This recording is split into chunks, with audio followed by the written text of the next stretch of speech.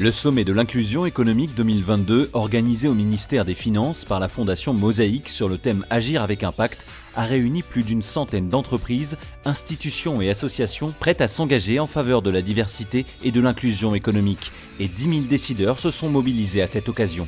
Il faut se rendre compte qu'aujourd'hui, ce sujet devient une évidence par rapport à il y a 15 ans, mais c'est loin d'être gagné et que si on ne se saisit pas de ce sujet-là, on va être en décalage par rapport à son marché, par rapport à ce qui est attendu d'une entreprise citoyenne. Je sens qu'il y a une ambition qui est montée, je sens qu'il y a une envie de collaborer et je sens qu'il y a une envie de réussir.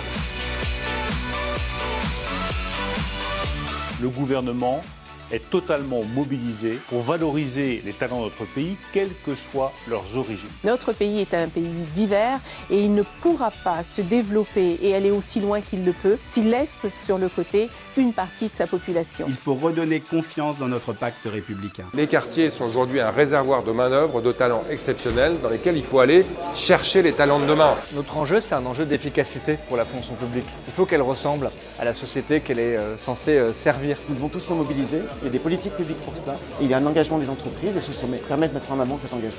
Près de 50 plénières et ateliers ont eu lieu dans les locaux du ministère à Bercy. L'occasion de partager des pratiques et de confirmer des engagements forts en faveur d'une société plus inclusive et pour faire avancer ce sujet créateur de valeur pour l'économie de notre pays. C'est un enjeu à la fois pour lutter contre les discriminations, mais aussi d'opportunités pour aller chercher tous les talents là où ils sont. À mon sens, il faut revoir le mode de recrutement. Il faut s'intéresser à la personne, il faut s'intéresser à son potentiel. Il ne suffit pas de recruter des personnes issues de la diversité pour dire que tout va bien. Il faut les inclure, donc c'est un travail de tous les instants. Aujourd'hui, on voit bien que l'inclusion, elle est diverse. Il faut élargir le champ des recrutements. La photographie de la société française, si on ne la retrouve pas dans les entreprises, on va dans le mur. Il est toujours essentiel de réunir des gens pour arriver à réfléchir en commun sur comment on peut faire ensemble demain pour agir sur la diversité. On s'est associé à la Fondation Mosaïque pour lancer une grande consultation numérique pour recueillir un maximum d'idées pour accompagner l'égalité des chances dans notre société. J'aime les aventures humaines, les histoires humaines et là je trouve que c'est un carrefour justement qui provoque ça. Ce sommet permet justement de fédérer tous les acteurs en un même endroit et de créer des rencontres. Un sommet comme celui de l'inclusion, c'est par définition la pierre centrale de ce partage. Le sommet, c'est le rassemblement de tous ceux qui sont convaincus que l'inclusion et la diversité, c'est l'avenir de la France. Le sommet de l'inclusion économique, ce sont également des moments d'échange entre des talents et des entreprises engagées. Pas moins d'une centaine de tables rondes pour découvrir des dizaines de métiers, mais aussi des rencontres d'exception entre des CEO et des alumni de la Fondation Mosaïque. En parallèle, un forum dans les travées de Bercy a permis de nombreux entretiens de recrutement concrets. À titre d'illustration, les entreprises parties prenantes du sommet de l'inclusion économique ont réalisé plus de 50 000 recrutements inclusifs cette année.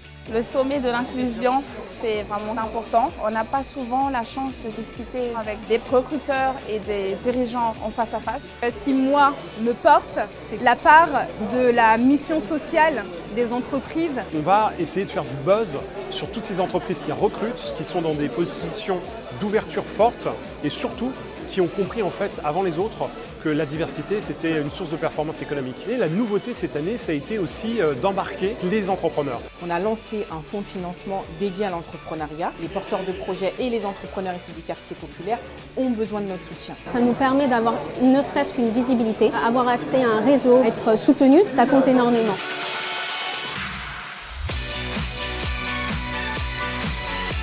Moi, ce que je retiens de cette journée formidable, c'est qu'il y a une attente de la part des entreprises. Quand j'entends les entreprises exprimer des objectifs de recrutement à 15% sur leur volume, eh bien, il va falloir mettre le paquet aussi dans cette direction-là. Donc, le sommet se décline dès demain en mouvement de l'inclusion économique avec des entreprises, des associations, mais également les pouvoirs publics qui doivent aussi faire leur part.